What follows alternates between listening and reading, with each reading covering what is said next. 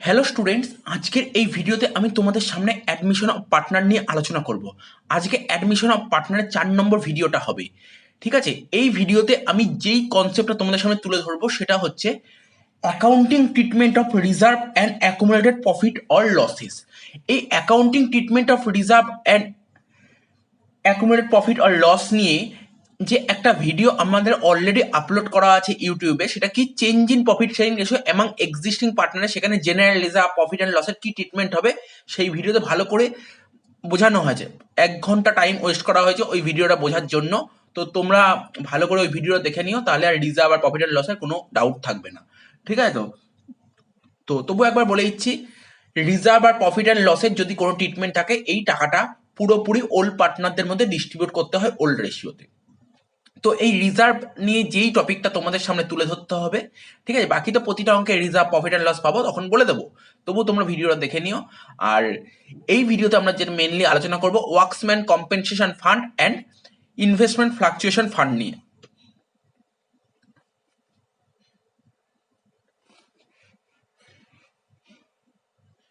তো তোমরা দেখতে পাচ্ছ স্ক্রিনে treatment of workmen's compensation fund. তো জিনিসটা পড়েই তোমরা বুঝতে পারছো, ওয়ার্কসম্যান কম্পেনসেশন ফান্ড মানে ওয়ার্কারদের ক্ষতিপূরণ দেওয়ার জন্য একটা ফান্ড তৈরি করা হবে। ওয়ার্কারদের ক্ষতিপূরণ দেওয়ার জন্য একটা ফান্ড তৈরি করা হবে। আর একটা কথা বলে দিই, এনি কাইন্ড অফ ফান্ড, যে কোনো ধরনের ফান্ডই আমার লাইবিলিটি হয়, আর এই ফান্ড তোমরা লাইবিলিটি সাইডে দেখতে পারবে। এই ফান্ডটা কারা তৈরি করবে? কোম্পানির বা বলতে পারো পার্টনারশিপ ফার্মের পার্টনাররা নিজেরা একটা ডিসিশন নিয়ে এই ফান্ডটা তৈরি করে। কেন তৈরি করে? ফ্যাক্টরিতে প্রচুর ওয়ার্কার কাজ করে, ঠিক আছে, এবং ওয়ার্কারদের মেশিন চালাতে হয়। কোনো কারণে মেশিন চালাতে গিয়ে তাদের হাত বা পা যদি চলে যায়, তাহলে আর তারা জীবনে কাজকর্ম করতে পারবে না। তাই তাদের একটা ক্ষতিপূরণ দেবে, ঠিক আছে, একটা লামসাম অ্যামাউন্ট ক্ষতিপূরণ দেয়। তো কোম্পানি সেই টাকাটা কোথা থেকে পাবে? কোম্পানি যদি প্রফিট থেকে নেয়, তাহলে প্রফিট কোম্পানি চলবে কি করে? মানে আমি, তো এই জন্য পার্টনাররা নিজেরা ডিসিশন নেয় যে যাতে বিজনেস চালাতে অসুবিধা না হয়, তাই প্রতি বছর আমাদের যা প্রফিট হবে, প্রফিটের কিছু পোর্শন, একটা টাকা আমরা একটা ফান্ডে সরিয়ে রাখবো। সেই ফান্ডটার নাম দেবো ওয়ার্কসম্যান কম্পেনসেশন ফান্ড। এই ফান্ডের টাকা শুধুমাত্র ওয়ার্কারদের ক্ষতিপূরণ দেওয়ার জন্যই ব্যবহার করা হবে, অন্য কোনো পারপাসে টাকার দরকার হলে এই ফান্ডের দিয়ে টাকা তুলতে পারবো না। ঠিক আছে, তো এটা কি লেখা যায় দেখো, অ্যারো দিয়ে লেখা যায় ম্যানুফ্যাকচারিং। ঠিক আছে, ম্যানুফ্যাকচারিং মানে ম্যানুফ্যাকচারিং এর ইন্ডাস্ট্রিতেই এইগুলো মোটামুটি ওয়ার্কস অন কম্পেনসেশন ফান্ড লেগে থাকে, কারণ ওখানে অনেক প্রোডাকশনের কাজ হয়, অনেক মেশিন থাকে, লেগে থাকে। তো কি বলছে, it is the fund created by firm. এই ফান্ডটা কে তৈরি করে? ফার্ম তৈরি করে। To compensate the employee who get injured while performing the job. মানে জব করতে করতে কোনো এমপ্লয়ি যদি কোনো রকমের ক্ষতিপূরণ হয়, তার জন্য এই ফান্ডটা তৈরি করা হয়। আর বলছে it is created out of the profit. এই ফান্ডটা তৈরি করা হয় প্রফিটের থেকে টাকা নিয়ে। তো দেখো, তাহলে জার্নালটা কি হবে? প্রফিটের থেকে টাকা নিচ্ছে, মানে প্রফিট কমে যাচ্ছে। প্রফিট তো ক্রেডিট ব্যালেন্স, ক্রেডিট ব্যালেন্সকে কমাতে গেলে কি করতে হয়?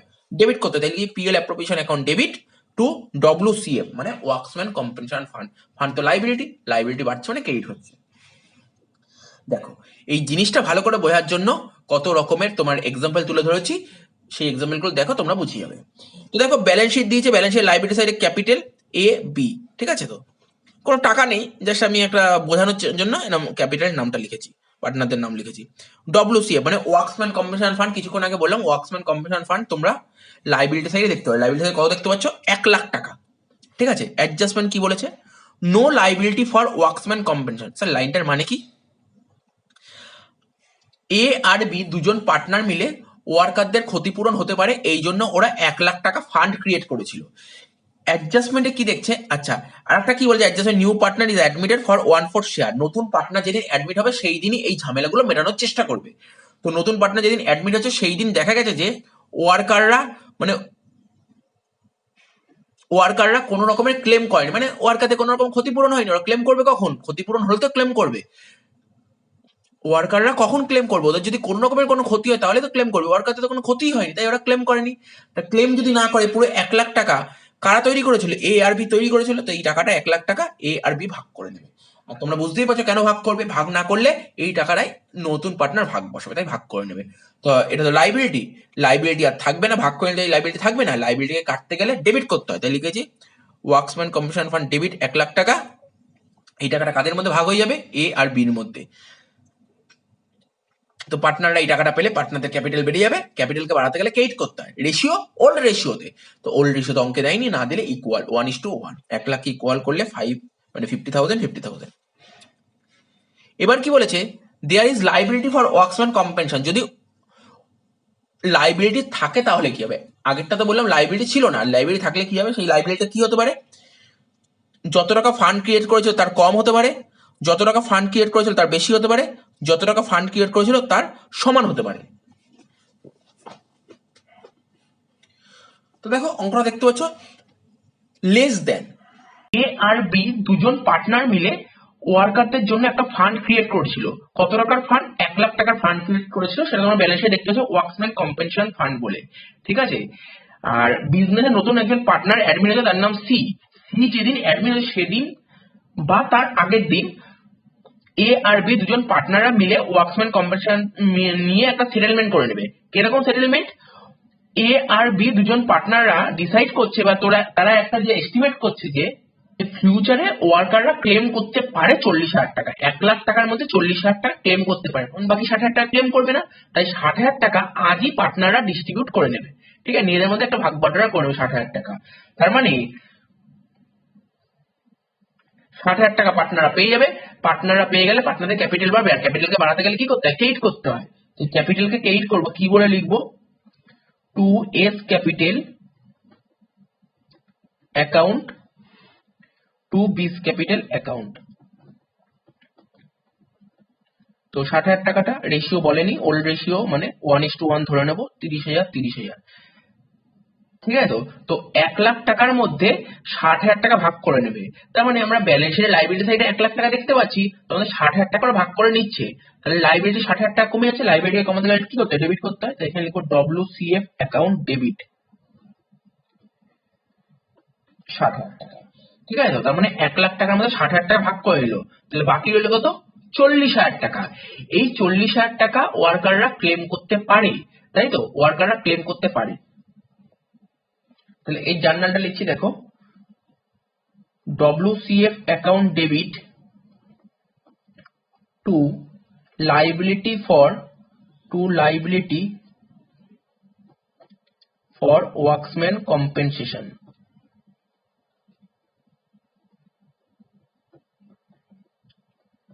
কত টাকা? 40,000।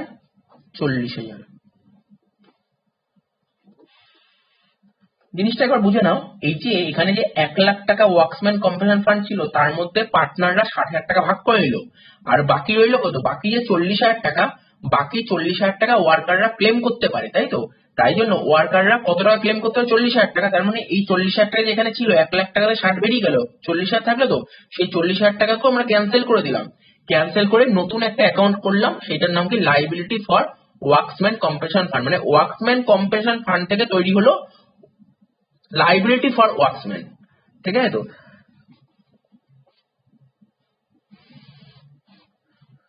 তো পরের ট্রিটমেন্ট দেখো, পরেরটা কি বলছে, পরেরটা আমরা করব ওই যেটা বলবো ইকুয়াল, সিটটা করে নিচ্ছে আগে, সিটটা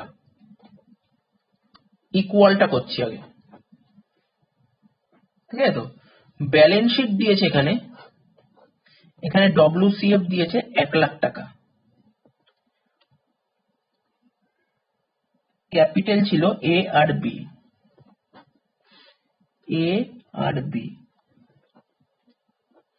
এবার অ্যাডজাস্টমেন্ট গুলো এক একটা করে লেখো। কি লিখবে? প্রথমে লেখো new partner C is admitted for 1/5 share. Adjustment লিখছি, new partner C is admitted for 1/5 share, ঠিক আছে। আর একটা অ্যাডজাস্টমেন্ট কি বলেছে? বলেছে liability for workmen's compensation, liability for workman compensation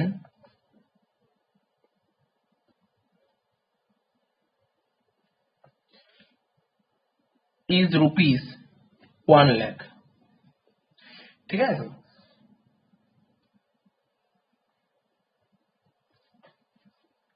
এ আর বি দুজন পার্টনার মিলে ওয়ার্কারদের জন্য একটা ফান্ড ক্রিয়েট করেছিল। কি ফান্ড? ওয়ার্কসম্যান কম্পেনসেশন ফান্ড ক্রিয়েট করেছিল। কত টাকার ফান্ড ক্রিয়েট করেছিল? 1,00,000 টাকা। এবং এ আর বি দুজন পার্টনাররা মিলে ডিসাইড করেছে যে, মানে দুজন পার্টনাররা এস্টিমেট করেছে, একটা চিন্তা ভাবনা করেছে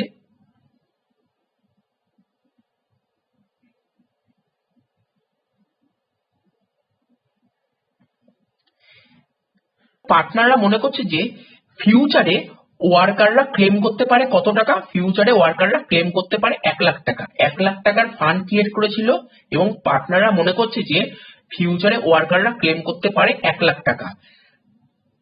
তার মানে কি পার্টনাররা তো কিছু ভাগ করতেই পারবে না, মানে 1,00,000 টাকার ফান্ড ক্রিয়েট করেছিল দুজন মিলে এবং ওয়ার্কাররা ক্লেম করতে পারে 1,00,000 টাকা। তার মানে ওরা কোনো টাকাই ভাগ করতে পারবে না, পুরো টাকাটাই তোমার লাইবিলিটি হিসেবে ব্যালেন্সে দেখাতে হবে। তখন দেখো জার্নালটা কি হবে, এই ওয়ার্কসম্যান কম্পেনসেশন ফান্ডের বদলে এই ফান্ডের টাকাটা ওয়ার্কাররা তো নিয়ে নেবে, তার মানে এই ফান্ডের জায়গায় হয়ে যাবে লাইবিলিটি ফর ওয়ার্কসম্যান।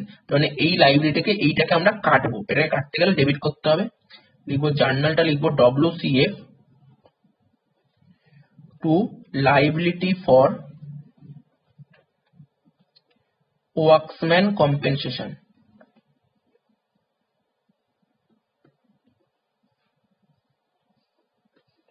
কত টাকা? 1,00,000। 1,00,000।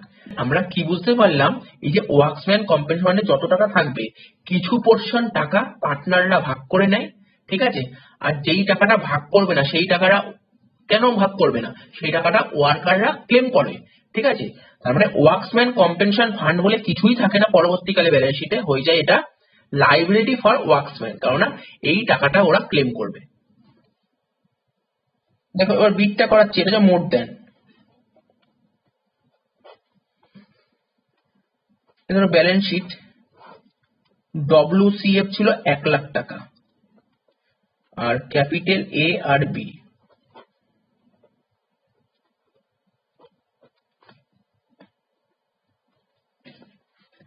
অ্যাডজাস্টমেন্ট কি বলেছে?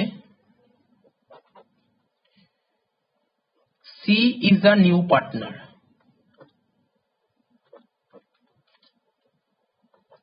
For 1/5 share. এটা একটা পয়েন্ট বলেছে। আর কি বলেছে?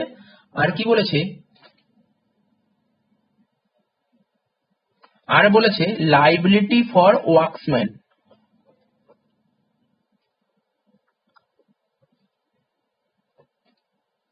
₹1,20,000। এই লাইনটার মানে বলতে চেয়েছে ওয়ার্কাররা ফিউচারে ক্লেম করবে 1,20,000 টাকা। ওদের নামে ফান্ড তৈরি করা হয়েছিল 1,00,000 টাকা, ওদের নামে 1,00,000 টাকার ফান্ড তৈরি করা হয়েছিল, কিন্তু ফিউচারে ওরা ক্লেম করবে 1,20,000। মানে কত টাকা এক্সট্রা ক্লেম করবে? ওরা কত টাকা এক্সট্রা ক্লেম করতে পারে? ওরা এক্সট্রা 20,000 টাকা ক্লেম করতে পারে। দেখো এর জন্য কি হবে, তো এই ফান্ড 1,00,000 টাকা এটা তো আর থাকবে না, এটা কেটে যাবে, ঠিক আছে, 1,00,000 টাকা কেটে যাবে। তাহলে ফান্ড লাইবিলিটি কাটতে গেলে ডেবিট করতে হবে, লিখবো WCF অ্যাকাউন্ট ডেবিট 1,00,000 টাকা, ঠিক আছে। আর ওরা কত টাকা নেবে বলেছে? ওরা নেবে হচ্ছে, ওরা কত টাকা ক্লেম করবে? ওরা 1,20,000 ক্লেম করবে। তাই এখানে লিখো টু লাইবিলিটি ফর ওয়ার্কসম্যান, ওরা ক্লেম করবে 1,20,000। তার মানে আমি 1,00,000 টাকার ফান্ড তৈরি করেছিলাম, কিন্তু ওরা নিয়ে যাবে 1,20,000। তাহলে বাকি 20,000 টাকা কোথায় নেবো? বাকি 20,000 টাকা রিভ্যালুয়েশন থেকে নেবো, বাকি 20,000 টাকা রিভ্যালুয়েশন থেকে নেবো। তাহলে এখানে লিখো রিভ্যালুয়েশন অ্যাকাউন্ট।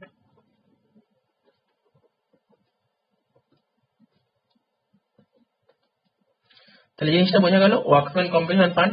আচ্ছা, এই ওয়ার্কসম্যান কম্পেনসেশন ফান্ডের উপর একটা সামারি তৈরি করে দিই। লেখো no liability.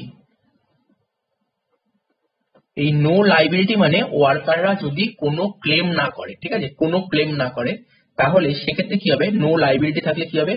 Distribute entire amount, distribute entire amount, ঠিক আছে, ডিস্ট্রিবিউট এন্টায়ার অ্যামাউন্ট। আর যদি লাইবিলিটি না থাকে, যদি লাইবিলিটি না থাকে অর্থাৎ তারা যদি ক্লেম না করে, আর যদি লাইবিলিটি থাকে, লাইবিলিটি এক্সিস্ট, যদি লাইবিলিটি থাকে তাহলে কি হবে? লেস দেন, ঠিক আছে, যদি লেস দেন হয় ব্যালেন্স অ্যামাউন্ট ডিস্ট্রিবিউট, এখানে লিখছি ব্যালেন্স অ্যামাউন্ট ডিস্ট্রিবিউট, ঠিক আছে। মোর দ্যান হলে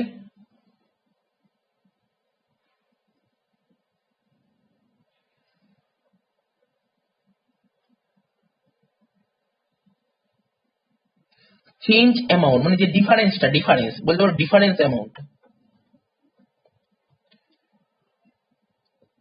ডিফারেন্স অ্যামাউন্ট রিভ্যালুয়েশন অ্যাকাউন্ট,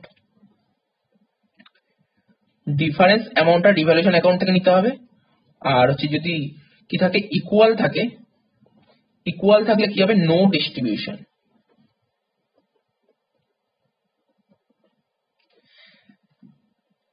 তাহলে বুঝতে পারলে, যদি কোনো ক্লেম না করে ওয়ার্কাররা, সেক্ষেত্রে পুরো টাকাটাই ডিস্ট্রিবিউট হয়ে যাবে।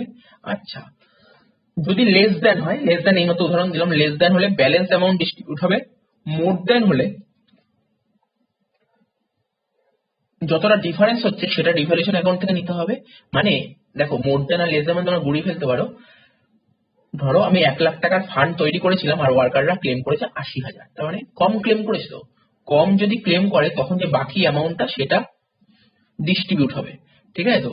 আর যে মোর দেনের ক্ষেত্রে 1,00,000 টাকা ফান্ড তৈরি করেছিলাম আর ওরা ক্লেম করেছে 1,20,000, 20,000 টাকা কি এক্সট্রা ক্লেম করেছে, extra claim, extra claim difference amount, মানে এখানে বলছে এক্সট্রা ক্লেম, এক্সট্রা ক্লেম করলে রিভার্স অ্যাকাউন্ট থেকে নিতে হবে। আর ধরো ক্লেম করেছে 1,00,000 আর ফান্ডও তৈরি করেছে 1,00,000, সেক্ষেত্রে কোনো রকমের ডিস্ট্রিবিউশন হবে না।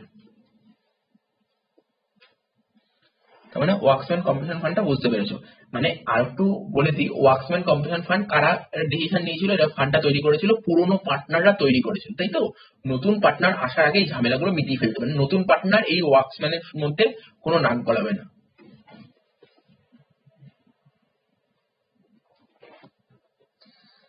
এরপরে যে টপিকটা করব সেটা হচ্ছে treatment of investment fluctuation fund. লেখো, treatment of investment fluctuation fund, treatment of investment fluctuation fund, ঠিক আছে। কিসের ট্রিটমেন্ট করছি, ইনভেস্টমেন্ট ফ্লাকচুয়েশন ফান্ডের। ইনভেস্টমেন্ট মানে বুঝতেই পারছি, ইনভেস্টমেন্ট হচ্ছে আমাদের এক ধরনের অ্যাসেট। তো যখন ইনভেস্টমেন্টের কথা বললাম তখন এটা লিখেই দিই, ইনভেস্টমেন্ট আমাদের অ্যাকাউন্টেন্সিতে, ইনভেস্টমেন্ট আমাদের অ্যাকাউন্টেন্সিতে AS13 রুল ফলো করে, অ্যাকাউন্টিং স্ট্যান্ডার্ড 13টা ফলো করে, ঠিক আছে। ইনভেস্টমেন্ট আমাদের অ্যাকাউন্টিং স্ট্যান্ডার্ড 13 ফলো করে, অ্যাকাউন্টিং স্ট্যান্ডার্ড 13 যা যা বলেছে সেই অনুযায়ী চলে। ওই যেটা বলছিলাম, ইনভেস্টমেন্ট তো অ্যাসেট, আর ইনভেস্টমেন্ট আমরা যদি কোনো জায়গায় ইনভেস্ট করে থাকি, বিভিন্ন জায়গায় মানুষ ইনভেস্ট করে থাকে, তেমনি এই পার্টনারশিপ ফার্মও ইনভেস্ট করেছে, ঠিক আছে। ইনভেস্ট করলে সেই ইনভেস্টমেন্টটা ফ্লাকচুয়েট হতে পারে, ঠিক আছে তো। কোথাও ইনভেস্ট করলে সেই ইনভেস্টমেন্টটা ফ্লাকচুয়েট হতে, কখনো ইনভেস্টের ভ্যালু বাড়তে পারে, কখনো কমতে পারে, ঠিক আছে তো। তো এই যে ফ্লাকচুয়েট হচ্ছে না ইনভেস্টমেন্টটা, তার জন্য একটা লসের সম্মুখীন হতে পারে, তার জন্য ওরা একটা ফান্ড তৈরি করে রাখে, ঠিক আছে। এইটাকে বলে ইনভেস্টমেন্ট ফ্লাকচুয়েশন ফান্ড। তো আর একটু বলবো পরে। আচ্ছা, এবার দেখো শুনে নাও, ইনভেস্টমেন্ট ইজ ভ্যালুড,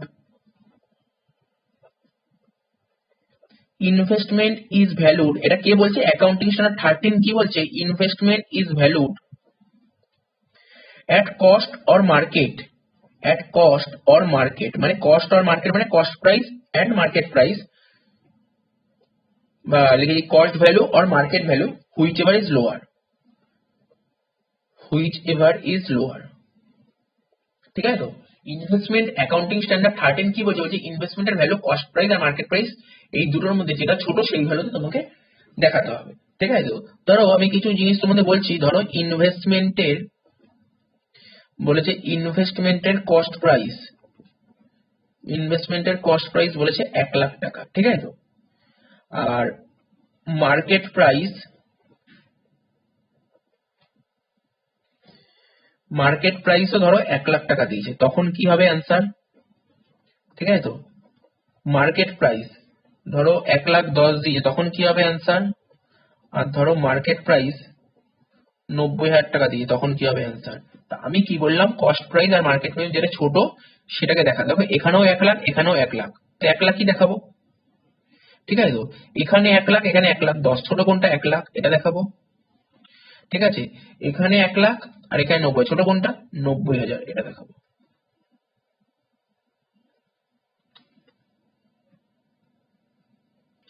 দেখো কিছু কিছু অ্যাডজাস্টমেন্ট তুলে ধরছি তোমাদের সামনে, তোমাদের বোঝার জন্য ব্যাপারটা।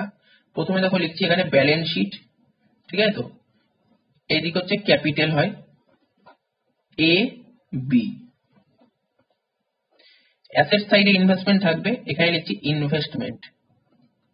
কত টাকা ছিল ইনভেস্টমেন্ট? 1 লাখ টাকা, যে উদাহরণটা তুলে ধরেছিলাম 1 লাখ টাকা। ব্যাকেটে লিখে দাও মার্কেট ভ্যালু, ঠিক আছে, মার্কেট ভ্যালু কত বলছে? 90,000 টাকা। তো বলো, আচ্ছা অ্যাডজাস্টমেন্ট কি বলছে? অ্যাডজাস্টমেন্ট বলছে নিউ পার্টনার অ্যাডমিটেড। কি লিখলাম? New partner admitted.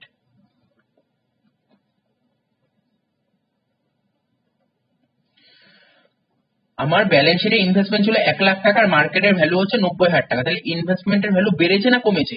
ইনভেস্টমেন্ট কমেছে। কত টাকা কমেছে? 10,000 টাকা ইনভেস্টমেন্টের ভ্যালু কমে গেছে। তাহলে অ্যাসেটকে কমাতে গেলে কি করতে হয়? ক্রেডিট করতে হয়। ক্রেডিটে লিখবো টু ইনভেস্টমেন্ট কত টাকা? 10,000 টাকা। আর ডেবিট হবে কি? রিভ্যালুয়েশন। অ্যাসেট কমে গেলে আমার লস হয়, তাই লসটা ডেবিট।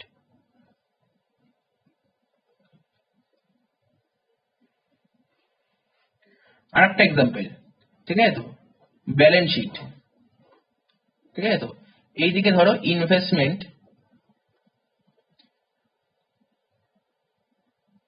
আছে 1 লাখ টাকা, ঠিক আছে তো, আর ব্র্যাকেটে ধরো মার্কেট ভ্যালু বলেছে 1,10,000।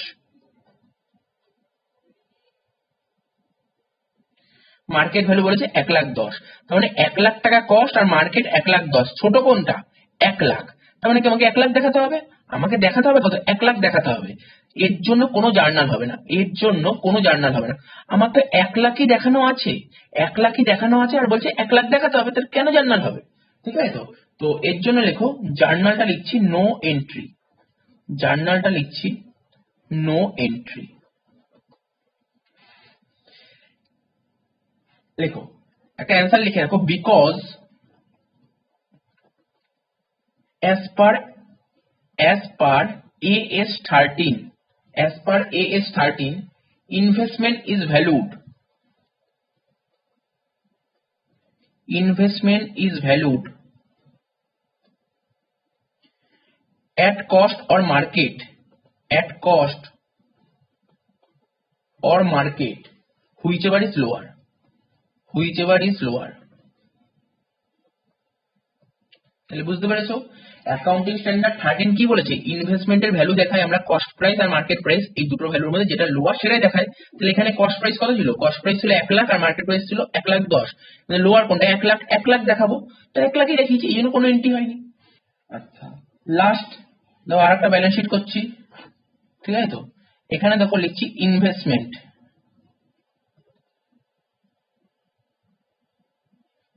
ইনভেস্টমেন্ট অ্যাসেটে আমরা দেখতে পাচ্ছি 1 লাখ টাকা, আর মার্কেট ভ্যালু কত বলছে?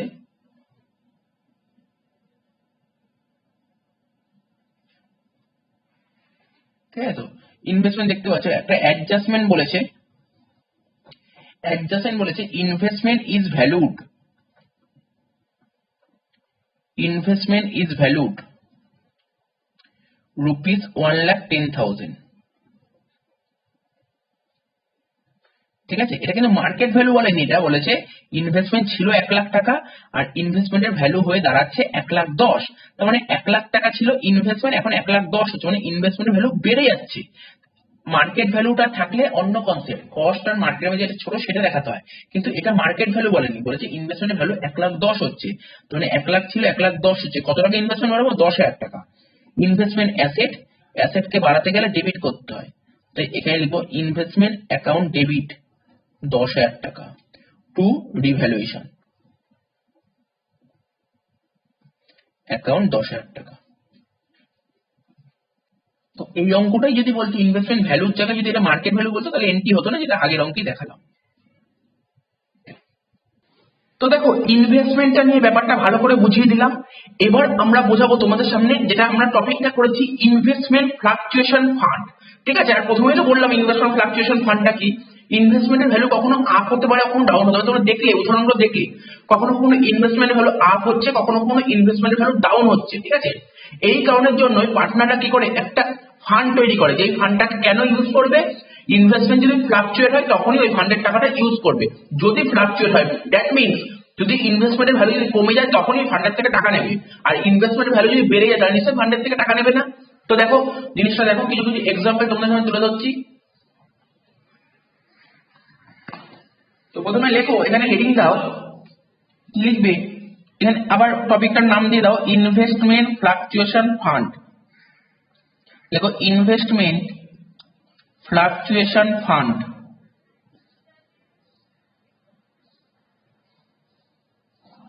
ঠিক আছে, তো দেখো to cover up the loss, to cover up the loss due to cover up the loss due to fall in value of investment, due to fall in value of investment।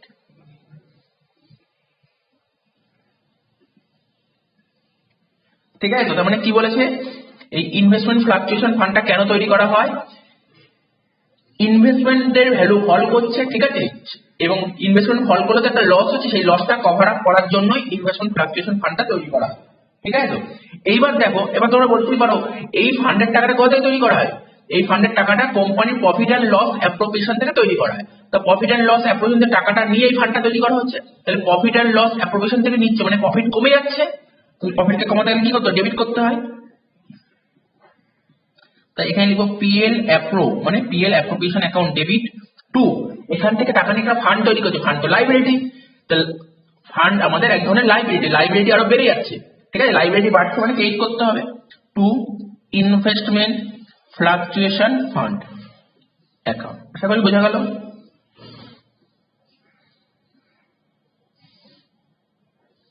তাহলে কি লিখবে, ব্যাকেটে লিখে রাখো বা এমনি লেখো, it is created out of profits, it is created out of profits of farm, ফার্মের যা প্রফিট আছে সেখান থেকে এই ফান্ডের টাকাটা তৈরি করা হচ্ছে। এবার কিছু কিছু এক্সাম্পল তোমাদের সামনে তুলে ধরবো। তো দেখো প্রথম এক্সাম্পলটা দেখো, একটা ব্যালেন্স শিট, প্রথমে একটা ব্যালেন্স শিট করছি। তো এই দেখো ব্যালেন্স শিট লিখেছি, ব্যালেন্স শিটের লাইবিলিটি সাইডে এই যে ইনভেস্টমেন্ট ফ্লাকচুয়েশন ফান্ড, আমি কিছুক্ষণ আগেই বললাম যে কোনো ধরনের ফান্ড, ঠিক আছে, ব্যালেন্স শিটের লাইবিলিটি সাইডে থাকবে, ঠিক আছে। এই ফান্ডটার নাম কি, ইনভেস্টমেন্ট ফ্লাকচুয়েশন ফান্ড, ঠিক আছে। কত টাকা দিয়েছি ইনভেস্টমেন্ট ফ্লাকচুয়েশন ফান্ড, 50,000, ঠিক আছে, 50,000। আর ব্যালেন্স শিটের অ্যাসেট সাইডে থাকে ইনভেস্টমেন্ট দিয়েছে 1 লাখ, ঠিক আছে। দেখা যাক এর কোনো অ্যাডজাস্টমেন্ট দিয়েছি কিনা, ঠিক আছে। অ্যাডজাস্টমেন্ট দিয়েছে, কি দিয়েছে, বলে যে ভ্যালু অফ ইনভেস্টমেন্ট রুপিস 1,10,000 দিয়েছে, ভ্যালু অফ ইনভেস্টমেন্ট রুপিস 1,10,000। তার মানে কি দেখতে পাচ্ছ, এই একটা অঙ্ক দিয়েছে, এরকম থাকলে কি করব, ব্যালেন্স শিটের অ্যাসেটে আমরা ইনভেস্টমেন্ট দেখতে পাচ্ছি 1 লাখ টাকা, কত ব্যালেন্স শিটের অ্যাসেটে ইনভেস্টমেন্ট কত দেখতে পাচ্ছি, 1 লাখ টাকা। কিন্তু অ্যাডজাস্টমেন্ট কি বলছে, অর্থাৎ নতুন পার্টনার যেদিন অ্যাডমিট হচ্ছে সেই দিন মার্কেটে ইনভেস্টমেন্টের ভ্যালু কত দাঁড়িয়েছে, ঠিক আছে।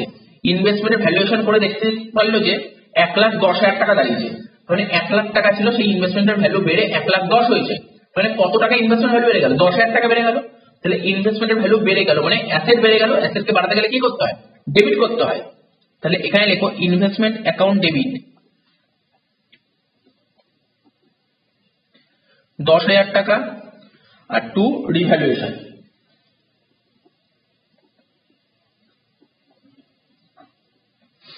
$10,000 টাকা, আচ্ছা হয়ে গেল। তা ইনভেস্টমেন্ট 1 লাখের জায়গায় 1,10,000 হয়ে গেল।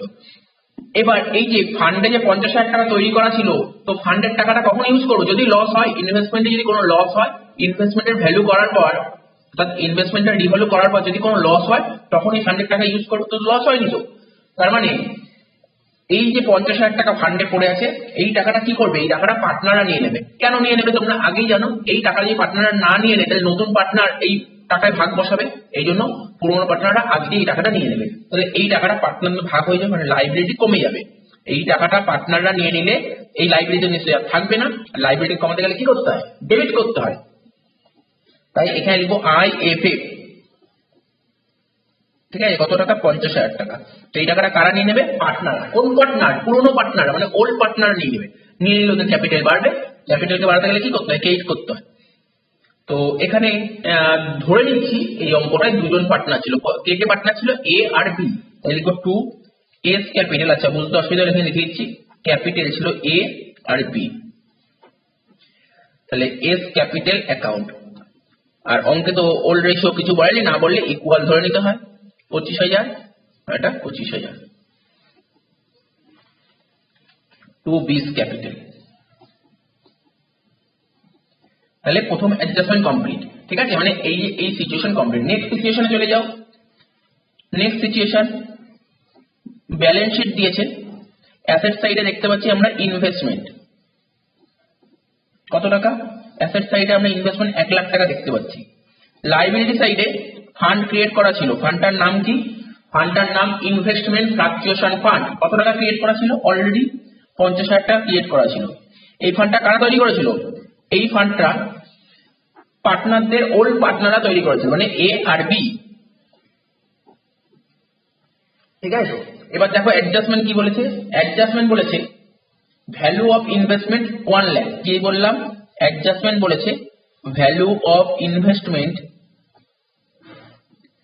রুপিস 1 লাখ। তার মানে অ্যান্সার যখন আমি বলবো, কি বলবো? আগে আমার ইনভেস্টমেন্ট ছিল 1 লাখ টাকা, ঠিক আছে? আর নতুন পার্টনার যেদিন অ্যাডমিট হচ্ছে সেই দিন মার্কেটে ইনভেস্টমেন্টের ভ্যালু দাঁড়াচ্ছে 1 লাখ টাকা।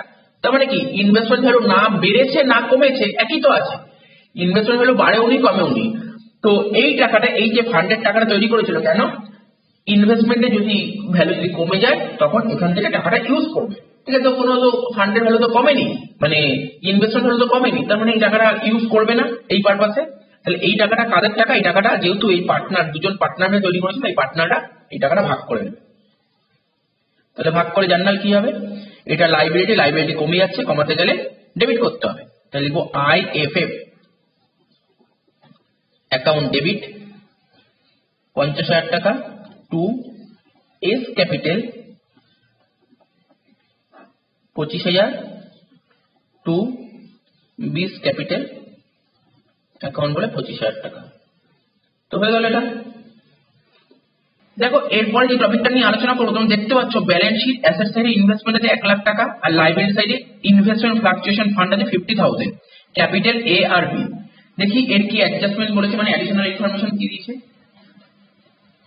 বলছে যে ভ্যালু অফ ইনভেস্টমেন্ট 80,000, মানে অ্যাসেট সাইডে আমরা দেখতে পাচ্ছি ইনভেস্টমেন্ট ছিল 1 লাখ টাকা, ঠিক আছে? যার নতুন পার্টনার যেদিন অ্যাডমিট হচ্ছে সেদিন ইনভেস্টমেন্টের ভ্যালু দাঁড়িয়েছে 80,000 টাকা। ইনভেস্টমেন্ট ভ্যালু কত টাকা কমে গেছে? ইনভেস্টমেন্টের ভ্যালু 20,000 টাকা কমে গেছে। ইনভেস্টমেন্টের ভ্যালু কমে যেতে পারে, আবার বেড়েও যেতে পারে। আমরা জানি, আমরা এতগুলো অঙ্ক দেখলাম, এক্সাম্পল দেখলাম, ইনভেস্টমেন্ট ভ্যালু কখনো কোনো বাড়তেও পারে, কমতে পারে, ইনভেস্টমেন্ট ভ্যালু ফ্লাকচুয়েট করতে পারে। ইনভেস্টমেন্টের ভ্যালু যাতে কমে যায়, ইনভেস্টমেন্ট ভ্যালু যদি কমে যায়, এই জন্য পার্টনাররা একটা ফান্ড তৈরি করে যাকে বলে ইনভেস্টমেন্ট ফ্লাকচুয়েশন ফান্ড। তো কত টাকা ফান্ড তৈরি করে? 50,000 টাকা। ভ্যালু কমে গেলে কত? 20,000 টাকা। তার মানে 50,000 টাকার ফান্ড তৈরি করেছে, যেখান থেকে কিনা 20,000 টাকা ভ্যালু কমে গেছে। তার মানে এখানে কি লিখবে? জার্নালটা কি লিখবে? ইনভেস্টমেন্ট 1 লাখ টাকা নেই, 1 লাখ টাকা থেকে কমে 80,000 টাকা। কত টাকা ইনভেস্টমেন্ট কমে গেছে? 20,000 টাকা। অ্যাসেট কমাতে গেলে ক্রেডিট করতে হয়, তাই ক্রেডিট দিকে লিখবো 20,000 টাকা, ঠিক আছে? তো ডেবিটে কি লিখবো? ডেবিটে দেখো এখানে ভুল করে রিভ্যালুয়েশন লেখা হয়ে গেছে।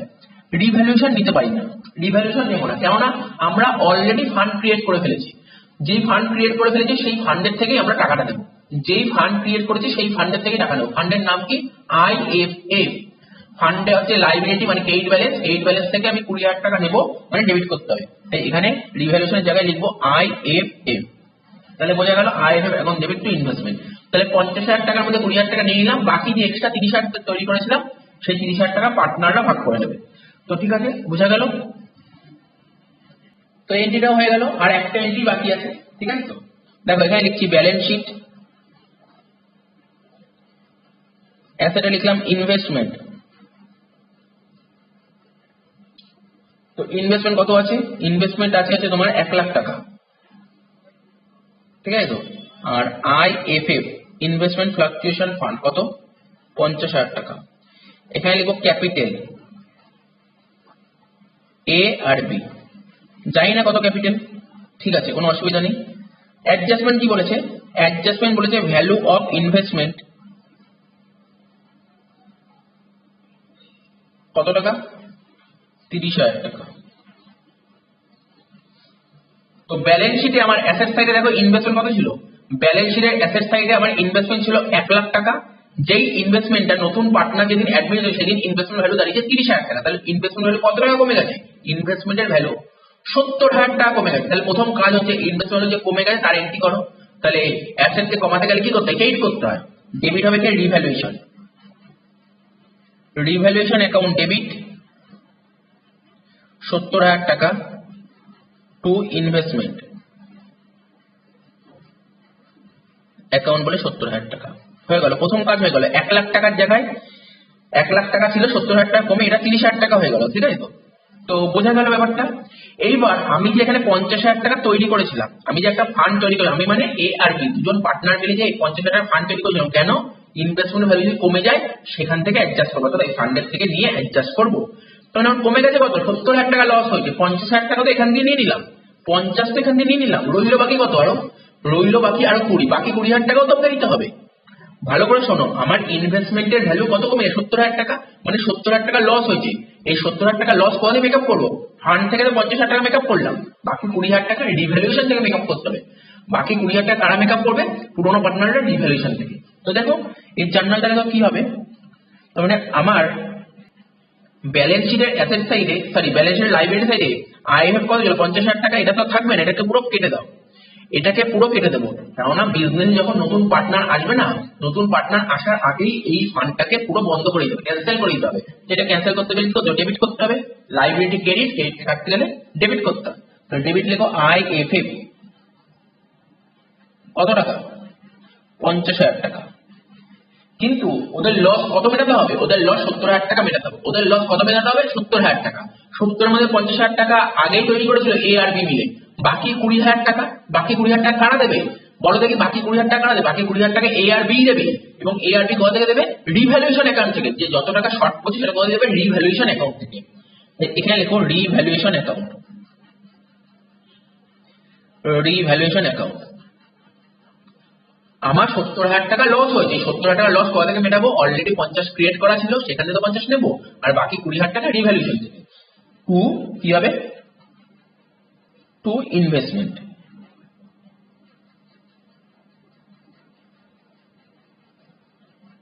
কত টাকা? 70,000 টাকা।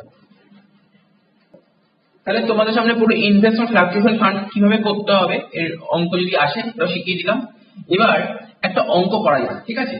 একটা বড় একটা অঙ্ক করা যাক, যেই অঙ্কের মধ্যে তোমরা পাবে ইনভেস্টমেন্ট ফ্লাকচুয়েশন ফান্ড পাবে, তারপর ওয়ার্কসম্যান কম্পেনসেশন ফান্ড পাবে, আরো যদি জেনারেল রিজার্ভের আইটেমও থাকতে পারে, ঠিক আছে? সবকটা আইটেম নিয়ে একটা অঙ্ক করা যাক। তোমরা স্ক্রিনে একটা অঙ্ক দেখতে পাচ্ছ। কত নম্বর অঙ্ক? 45 নম্বর অঙ্কটা। কি বলেছে? X and Y were partners in a firm sharing profits and losses in the ratio of 3:2, ঠিক আছে তো? বলছে X আর Y দুজন পার্টনার মিলে আগে বিজনেস করছিল, তাদের রেশিও ছিল কত? 3:2। Their balance sheet as on 31st March 2009 was as follows. 2009 এর ব্যালেন্স শিট দিয়েছে। কি বলেছে? ক্রেডিটর দিয়েছে, এমপ্লয়ি প্রভিডেন্ট ফান্ড দিয়েছে। কি বলেছে? এমপ্লয়ি প্রভিডেন্ট ফান্ড, ঠিক আছে তো? কন্টিনজেন্সি রিজার্ভ দিয়েছে, প্রফিট এন্ড লস অ্যাকাউন্ট দিয়েছে, ওয়ার্কসম্যান কম্পেনসেশন ফান্ড দিয়েছে, ইনভেস্টমেন্ট ফ্লাকচুয়েশন রিজার্ভ বা ফান্ড একই জিনিস, মেশিনারি রিপ্লেসমেন্ট ফান্ড দিয়েছে, ঠিক আছে? ক্যাপিটাল দিয়েছে X আর Y। আর অ্যাসেট সাইডে কি বলেছে? কারেন্ট অ্যাসেট দিয়েছে, ইনভেস্টমেন্ট দিয়েছে।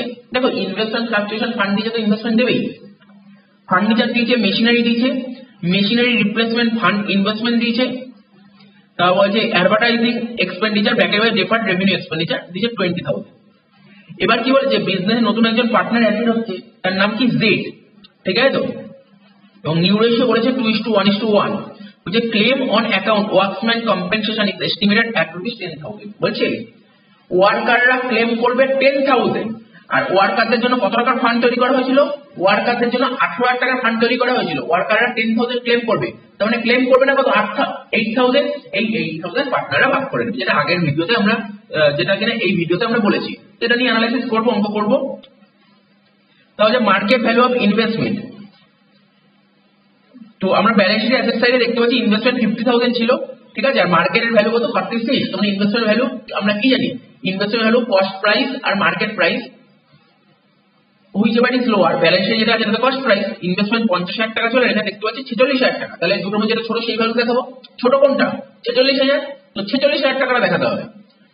কি বললাম বুঝতে পারলে তো? আমি যে ইনভেস্টমেন্টের যে জিনিসটা বোঝালাম, ইনভেস্টমেন্ট কি বলছে? অ্যাকাউন্টিং স্ট্যান্ডার্ড 13 কি বলছে? বলছে কস্ট প্রাইস আর market price whichever is lower. তো এইটা তো কস্ট প্রাইস 50,000 আর মার্কেট প্রাইস কত?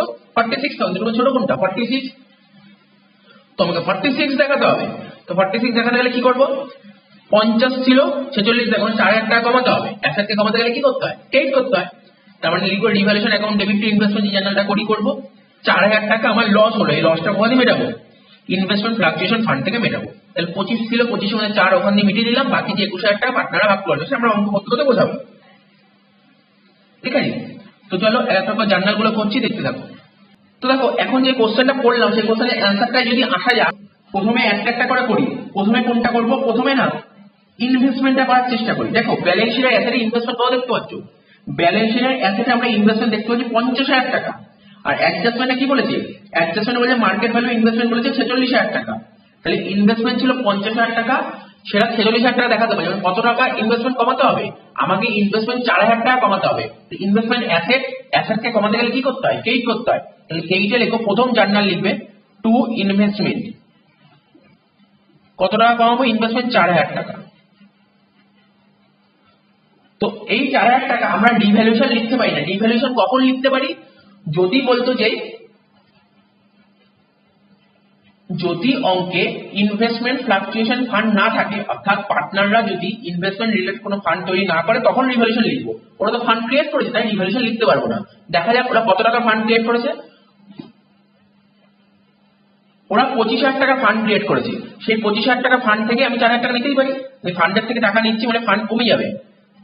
IFF, ঠিক আছে, IFF অ্যাকাউন্ট ডেবিট। কত? 4,000। তো হয়ে গেল এটা। নেক্সট যে কাজ আমার, 25,000 টাকা মানে 4,000 টাকা ফান্ডের থেকে নিয়ে নিলে, ফান্ডে এখনো 21,000 টাকা বেঁচে আছে। এই 21,000 টাকা পার্টনাররা ভাগ করে নেবে। তাহলে 21,000 টাকা ফান্ডের থেকে নিয়ে যাচ্ছি, নাহলে ফান্ড কমে যাবে। আবার লেখো IFF অ্যাকাউন্ট ডেবিট 21,000 টাকা।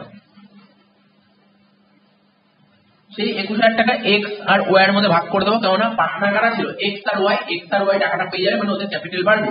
তাহলে লিখবো access capital account debit, sorry excess capital to Y's capital. এটা কোন রেশিওতে পাবে? ওল্ড রেশিওতে। তো অঙ্কে ওল্ড রেশিও ছিল কত? 3:2। তো 21,000 টাকাকে 3:2 ভাগ করলে কত হচ্ছে? একটা হচ্ছে 12,600, আর একটা হচ্ছে 8,400। তাই একটা আইটেম বললাম, সেটা হচ্ছে ইনভেস্টমেন্ট ফ্লাকচুয়েশন ফান্ড। এবার চলে যাবো ওয়ার্কসম্যান কম্পেনসেশন ফান্ডে। দেখো ওয়ার্কসম্যান কম্পেনসেশন ফান্ড আমরা লাইবিলিটি সাইডে দেখতে পাচ্ছি 18,000, কিন্তু ওয়ার্কাররা ক্লেম করছে কত? 10,000। তাহলে ওয়ার্কাররা ক্লেম করছে 10,000। 18,000 টাকার ফান্ড তৈরি করা ছিল, ওয়ার্কাররা ক্লেম করবে 10,000, আর ক্লেম করবে না কত? 8,000। ওয়ার্কাররা যত টাকা ক্লেম করবে না, ঠিক আছে, ওয়ার্কাররা যত টাকা ক্লেম করবে না সেই টাকাটা পার্টনাররা ভাগ করে নেবে। একদম ঠিক। তাহলে ওয়ার্কসম্যান কম্পেনসেশন ফান্ড লাইবিলিটি, এই লাইবিলিটিটাকে আমরা মুছে দেবো। তাহলে মুছতে গেলে কি করতে হয়? ডেবিট করতে হয়। WCF অ্যাকাউন্ট ডেবিট কত? 8,000 টাকা। কেন 8,000 টাকা? 8,000 টাকার ফান্ড ক্রিয়েট করা ছিল, আর ওয়ার্কাররা 10,000 টাকা ক্লেম করবে না কত? 8,000 টাকা। যেই টাকাটা ক্লেম করবে না সেই টাকাটা পার্টনাররা ভাগ করে নেবে। দেখো to X's capital account to Y's capital account. ঠিক আছে, তো এই 8,000 টাকা ওল্ড রেশিও, মানে ওল্ড রেশিও বলতে গেলে 3:2 তে ভাগ করে নেবে। কত হচ্ছে? 4,800 টাকা আর 3,200 টাকা। তো ওয়ার্কসম্যান কম্পেনসেশন ফান্ড তো 18,000 টাকা ছিল, যার মধ্যে 8,000 টাকা পার্টনার ভাগ করে না, 10,000 টাকা কাদের রেখে দেবে? এই 10,000 টাকা ওরা রেখে দেবে ওয়ার্কারদের জন্য, কারণ ওয়ার্কারদের কম্পেনসেশন দিতে হবে। ঠিক আছে, কত টাকা? 10,000 টাকা। মানে ওয়ার্কসম্যান কম্পেনসেশন ফান্ড থেকে এখন হয়ে যাবে এটা লায়াবিলিটি ফর ওয়ার্কসম্যান। তো লেখো WCF account debit 10,000 to liability for ওয়ার্কসম্যান।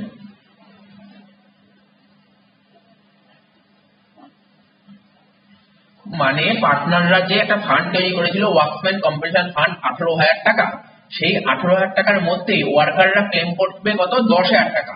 তো ওই ফান্ডটা আর থাকবে না, ফান্ডের বদলে হয়ে যাবে ওয়ার্ক লায়াবিলিটি ফর ওয়ার্কসম্যান। ঠিক আছে, তাই 10,000 টাকা থাকবে না, ওটাকে কাটবো, কাটতে গেলে ডেবিট করতে হয়। ঠিক আছে, 10,000 টাকা ডেবিট, নতুন করে হয়ে যাবে লায়াবিলিটি ফর ওয়ার্কসম্যান 10,000।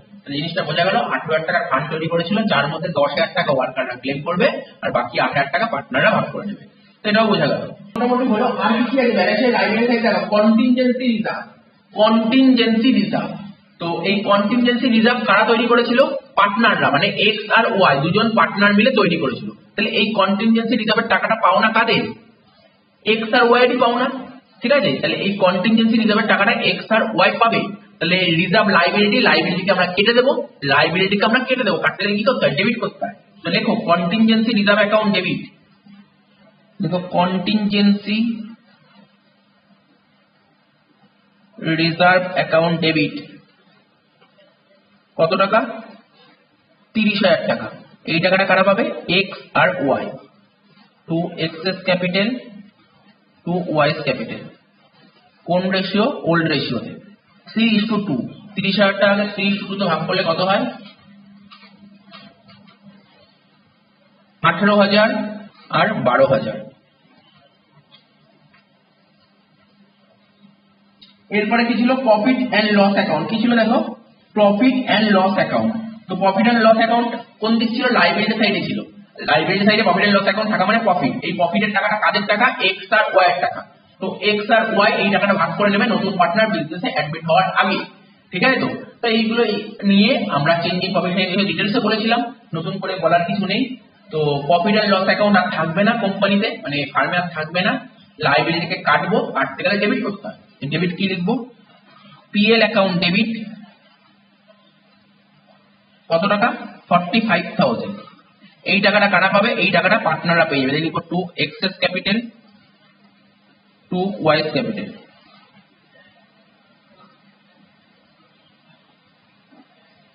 তো 3:2 তে ভাগ করলে কত হবে? 27,000 আর 18,000। তো লায়াবিলিটি সাইড মোটামুটি কমপ্লিট হয়ে গেল। এবার অ্যাসেট সাইডে চলে যাও। অ্যাসেট সাইডে দেখো কি আছে? Advertisement expenditure. ঠিক আছে, অ্যাডভার্টাইজমেন্ট এক্সপেন্ডিচার হচ্ছে এক ধরনের মিসেলিয়াস এক্সপেন্ডিচার, মানে এটা ফার্মের এক ধরনের লস। দেখো ফার্মের প্রফিট যদি হয় সেটা তো ওল্ড পার্টনাররা বিয়ার করছিল, তাহলে ফার্মের লস হলেও ওল্ড পার্টনাররাই বিয়ার করবে। ঠিক আছে, এই লসটা কাদের? নতুন পার্টনার ঢোকার আগের লস। তাহলে লস হলে পার্টনারদের প্রফিট বাড়বে না কমবে? লস হলে পার্টনারদের প্রফিট কম, লস হলে পার্টনারদের ক্যাপিটাল কমে যাবে, লস হলে পার্টনারদের ক্যাপিটাল কমে যাবে। ক্যাপিটালকে কমাতে গেলে কি করতে হয়? ক্যাপিটাল লায়াবিলিটিকে কমাতে গেলে ডেবিট করতে হয়। এখানে লিখবো access capital account debit, Y's capital account debit to advertising suspense. Advertising suspense আমরা ব্যালেন্স শিটে অ্যাসেটে দেখতে পাচ্ছি। ঠিক আছে, এইটাকে কাটবো। অ্যাসেট ডেবিট ব্যালেন্স, ডেবিটকে কাটতে গেলে কি করতে হয়? ক্রেডিট করতে হয়। তাই লিখবো টু অ্যাডভার্টাইজিং সাসপেন্স